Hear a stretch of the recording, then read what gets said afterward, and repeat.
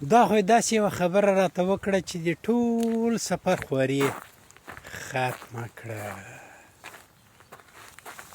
راته کړلې وای له خدایه به چېرته ولاړ سي چې پر ځمکه وي، چې په سپوږمۍ کې وي، چې په مریخ کې وي، چې د دنیا په هره ګوښه کې وي، چې په دغو ناتمامو کائناتو په هر برخه کې وي، له خدایه به چېرته ولاړ سي. ښه شېبه دا د ده غږ د ما په دننه غوږونو کې کړنګېده او یو مخې سکون او آرامش جوړاوه.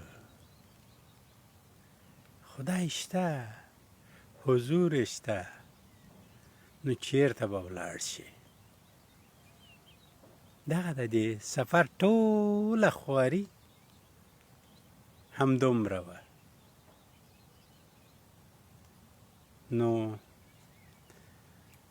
ځان ته مې کړل چې فکر ته څه پاتې شول، وینا ته څه پاتې شول، سرته رسولو ته څه پاتې شول؟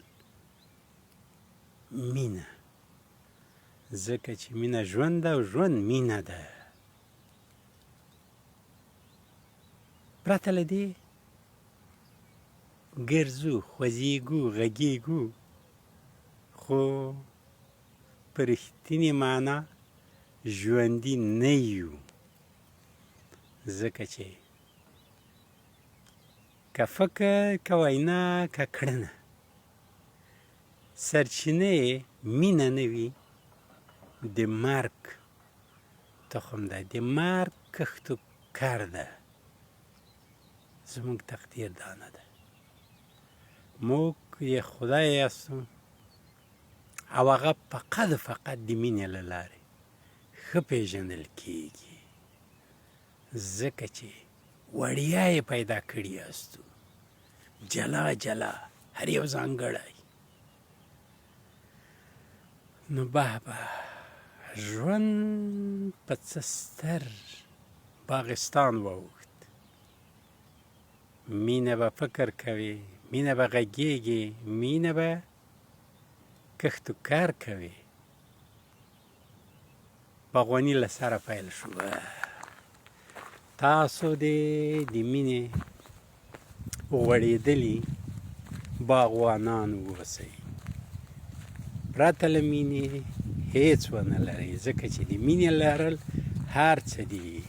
او لوی لرل دا دي چې منې چې خدای شته. د ټولو معنوي طریقو، باورونو مزل دې په لور ده. خو دا مزل هغه وخت ثمر ته رسیږي چې ومنې چې خدای شته. او یوازې مینهګر زړه دا وس او دا طاقت لري چې تا کې دا باور وغوړوي. تا د دې باور په باغستان بدل کړه. تاسو د دې باور غوړېدلي باغونه واوسئ. له مخې مو رڼا